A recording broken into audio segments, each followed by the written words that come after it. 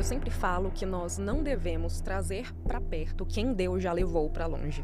Da mesma Uau, forma, nós uau. não devemos afastar quem Deus está trazendo para perto. Eu me pergunto quantas promessas a gente deixa de receber porque nós permitimos que pessoas e coisas erradas ocupem o lugar que é da nossa bênção. Qual é a importância de não trazer pessoas erradas, de filtrar exatamente quem vai acessar a minha vida para que eu não traga pessoas erradas para a minha mesa? Os nossos relacionamentos, André, definem o nosso destino.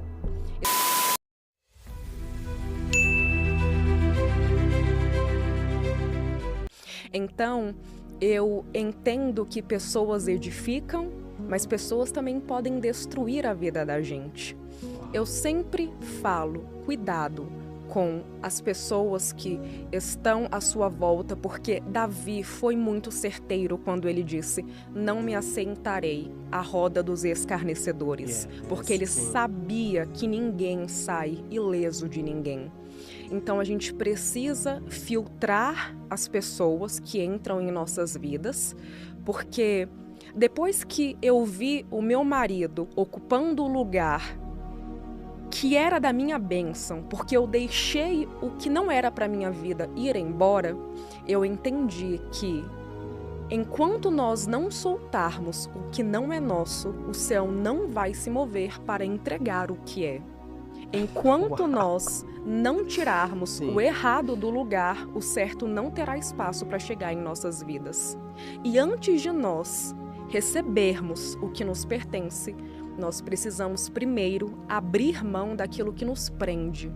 E é por isso que eu sempre falo, cuidado com as pessoas que você aceita na sua vida, porque relacionamentos definem destinos.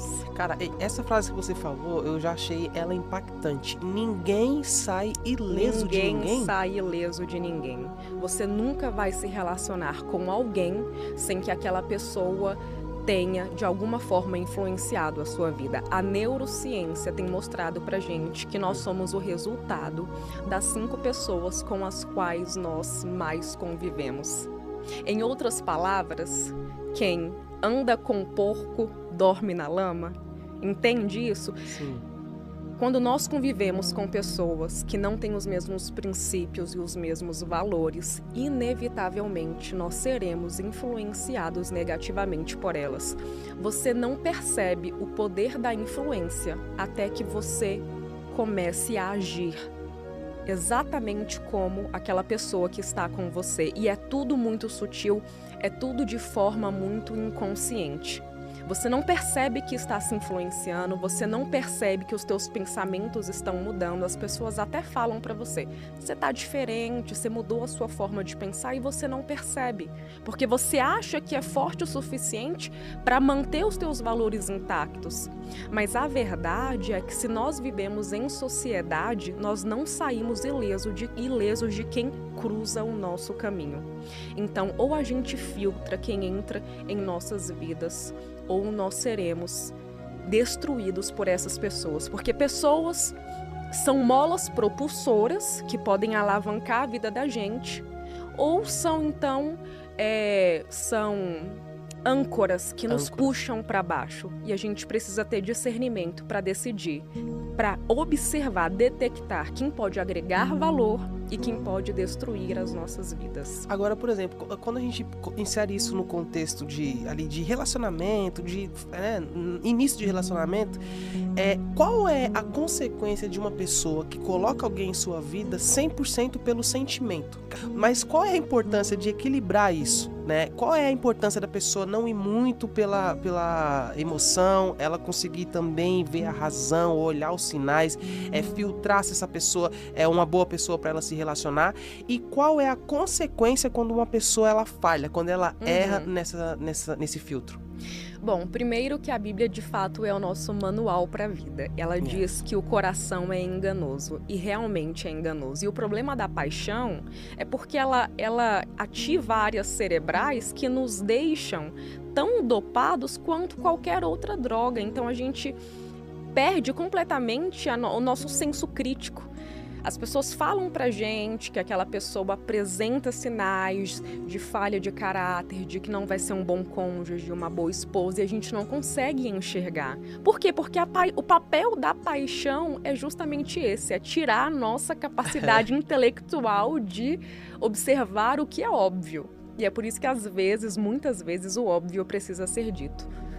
Mas eu vejo que se a gente se atentasse mais à palavra de Deus, nós sofreríamos muito menos. E é por isso que a Bíblia diz que o homem perece por falta de conhecimento. Sim. E eu vejo que nós temos muito a aprender com a cultura oriental. Eu observo, por exemplo, eu observo a cultura de outros países, de outros continentes. Eu observo como funciona o casamento na Índia, por exemplo. As pessoas, muitas vezes elas se casam sem se conhecer. Os pais decidem, tem todo um viés ali cultural por trás. Por que que é assim, entre outros fatores, né? Porque eles entendem que o amor pode ser construído com o tempo e que existem coisas mais importantes do que o sentimento, como o respeito aos valores, o respeito ao Deus que eles servem, o respeito às tradições deles. Então, se todas essas coisas estiverem alinhadas, eles entendem que o amor pode surgir, que o território já vai estar pronto para que o amor surja. Sim. Eu vejo que a paixão é um elevador. A gente entra no elevador e em um instante a gente está ali no andar mais alto. A gente chega ao ápice muito rapidamente. Enquanto o amor é uma escada, a gente vai subindo devagar. Degrau por degrau. Degrau por degrau. Só que no final das contas, justamente por ter ocorrido um processo, o sentimento, o amor, aquele relacionamento se torna mais sólido. É muito importante a gente ser racional o suficiente para entender que apenas admirar a pessoa não é suficiente. É preciso que haja uma atração física. Não importa quão virtuosa seja uma mulher, um homem. Se você não tiver atração física, provavelmente esse relacionamento não vai prosperar, porque existe o nosso lado carnal, né? E ter discernimento espiritual não significa negligenciar as nossas necessidades carnais. Sim. Pelo contrário, até mesmo para que você consiga manter ali a comunhão sexual com o teu parceiro, que é extremamente importante, você precisa ter atração física. Então a gente não pode desconsiderar isso. O problema é que às vezes a gente deixa esses outros atributos, como beleza, como atração sexual, falarem mais alto do que os valores, as virtudes, princípios, coisas que realmente sustentam um relacionamento. Porque daqui a 20, 30 anos, a beleza que te atraiu naquela pessoa não vai estar mais ali presente. A performance sexual já não vai ser a mesma. Então, hoje eu vejo, infelizmente, na minha família, mulheres que têm um potencial intelectual incrível, mas que estão estagnadas, que não conseguem alavancar na vida. Por quê? Porque se apaixonaram, se deslumbraram e esqueceram de observar as falhas de caráter, esqueceram de levar em consideração que aquele homem, aquele parceiro não atendia nem minimamente os requisitos para que ele pudesse ser chamado de um homem honrado, um homem que vive os princípios de Cristo. E hoje o preço que elas estão pagando é muito alto. Eu vejo que quando eu conheci o meu marido, eu não me apaixonei por ele de primeira. Pelo contrário, eu olhei e pensei, gente, é muito jovem, meu marido é 5, 6 anos mais velho que eu. Mas eu queria um homem mais velho. Então eu olhei, não me apaixonei, passaram 30 dias, a gente foi se conhecendo, nada da paixão surgir.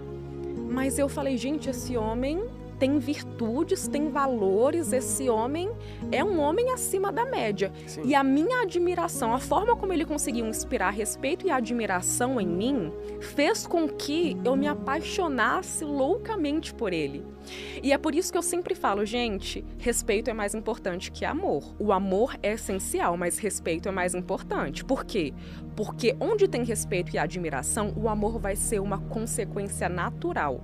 Só que o contrário não procede. Onde só tem sentimento, não é garantia de que lá na frente vai surgir respeito e admiração, que são que realmente sustentam um relacionamento.